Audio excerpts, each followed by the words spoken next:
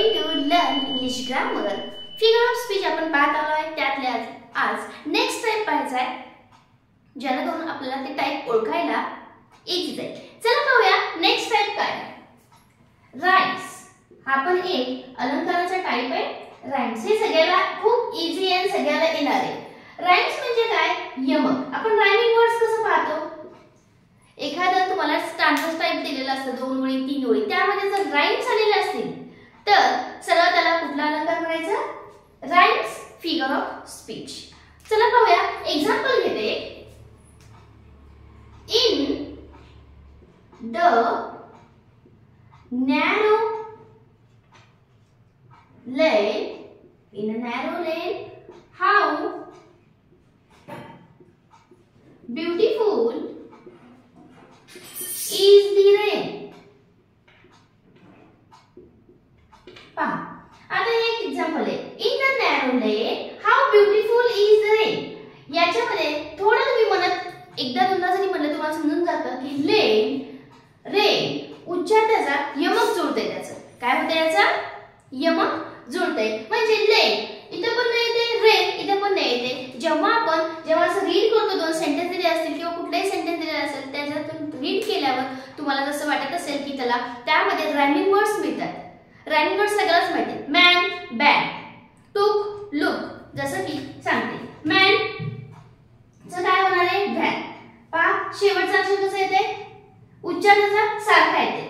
Look book शेवटचं कसं येते? उच्चार सारखा येतोय. मग याला रायमिंग वर्ड्स म्हणतात ना. मग तेच इथं पाहिजे. जर त्या शब्दामध्ये शेवटला रायमिंग वर्ड्स येत असतील तर त्याला म्हणायचं rhymes figure of speech. In short अजून एक एक्झाम्पल देईन तुम्हाला, मला अजून समजून येईल. त्यामध्ये पण पहा दोन प्रकार येते.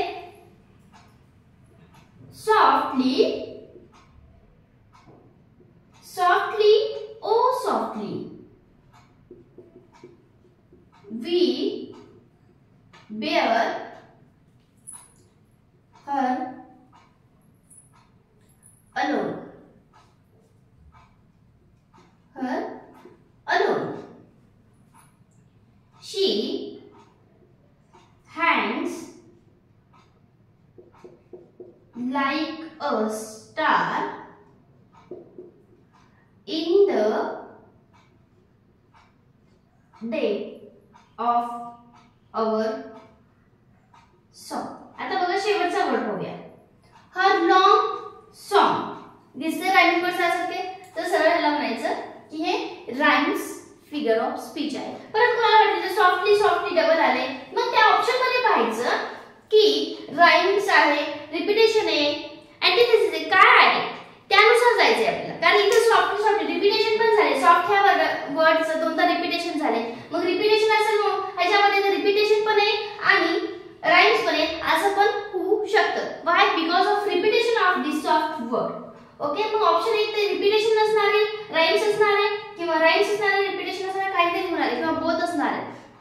मॅक्सिमम तर एकच येतात त्यापैकी. तर तुम्हाला सरळ पाहायचं, रीड करून पाहायचं. जर शेवटच्या अक्षराची यमक जर जुळत असेल, रायमिंग वर्ड्स त्याच्यामध्ये भेटत असतील तर सरळ त्याला म्हणायचं राइम्स फिगर ऑफ स्पीच. चला नेक्स्ट पाहणार आहोत आपण पॅराडॉक्स. मग हे काय आहे? पॅराडॉक्स कशाला म्हणतात? त्याला म्हणायचं विरोधाभास अलंकार. चला पॅराडॉक्स पाहणार आहोत. लाईक करायचं राहिलं असेल लाईक करून घ्या. तर नेक्स्ट आपण पाहतो पॅराडॉक्स. मग पॅराडॉक्स कशाला म्हणायचं? पॅराडॉक्स म्हणजे विरोधाभास अलंकार. पॅराडॉक्स म्हणजे काय? विरोधाभास अलंकार. मग विरोधाभास कसा असतो? इथे एक कल्पना ठेवलेली असते, कल्पना मांडलेली असते किंवा कल्पना इथं पुट केलेली असते. थोडे एक्झाम्पल घेऊन आपण पाहूया, तुम्हाला एकदम इझी समजून येईल. Your heart fire and snow. पहा युअर हर्ट कसं आहे? फायर पण आहे, स्नो पण आहे. काय म्हणले इथं? म्हणजे पहा कल्पना आहे पण विरुद्ध आहे. विरोधाचा आभास निर्माण करण्यासाठी इथं दोन कल्पना मांडलेल्या आहेत. विरुद्ध तर आहे फायर आणि स्नो, दोन विरुद्ध आले. परत काय केली? कल्पना कशीच म्हटलं युअर हर्ट. युअर हर्ट तुझं हर्ट कसं आहे? Fire and snow. म्हणजे इथं काय केले? विरोधाभास निर्माण केलाय आणि ती कशी? ही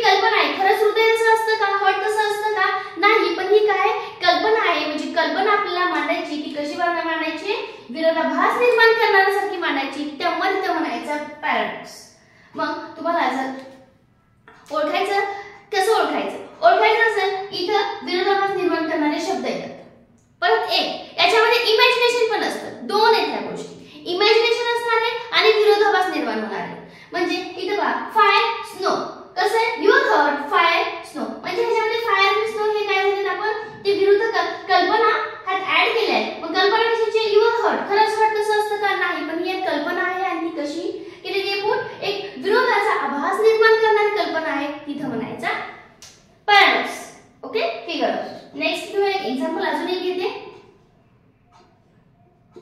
माय स्टेट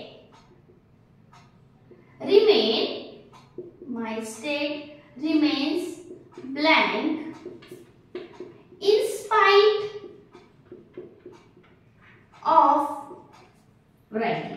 पहा इथे काय म्हणले आहे माय स्टेट रिमेन ब्लँक होऊ शकते का असं मीनिंग नुसार थोडंसं जावं लागणार तुम्हाला. ओके एवढं तुम्हाला समजतं माय स्टेट काय आपलं स्टेट आहे remain blank in spite of writing खरंच असं होणार आहे का म्हणजे ही सुद्धा काय आहे आपलं स्टेट रिमेन आहे ब्लँक आहे रिमेन ब्लँक आहे इन स्पाइट ऑफ रायटिंग असं म्हणजे ही पण काय एक कल्पना आहे आणि ती कशी पुट केली आहे मी विरोधाभास निर्माण करण्यासारखी कल्पना ब्लँक रायटिंग.